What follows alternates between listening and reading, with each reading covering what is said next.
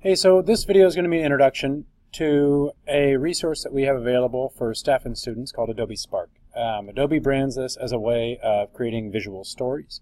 But you can essentially create all sorts of visual content in a variety of different formats with Spark. So the way you start is by either going to spark.adobe.com or searching Google for the term Adobe Spark and then following the links. Once you get there, you click Login with School Account. When you do that, students would log in with first.last at studentssd.org and their current computer password. Teachers would log in with your school email and your current computer password.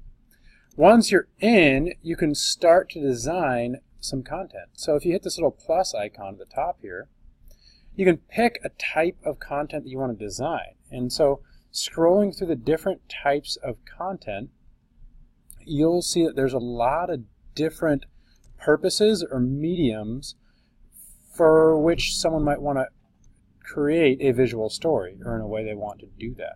So I'll pick something real simple like a collage, and once we get into the collage, we'll find that there's all sorts of options. We can add content, we can add our own photos, add text, icons, we can do different things to mess with the design of the collage and how it's laid out. We can pick a different color palette. We can then mess with the specific layout of that individual collage. We can adjust the size of the border and how far apart the cells are spaced. We can resize this content for different platforms and different social media sites.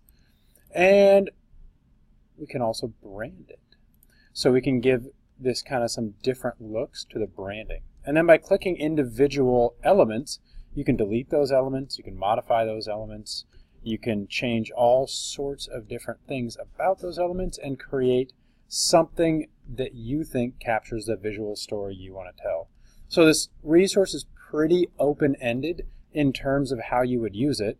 And if we go back to the landing page and take a look at some more of those things you can create, you can go way beyond just images. You can make little videos.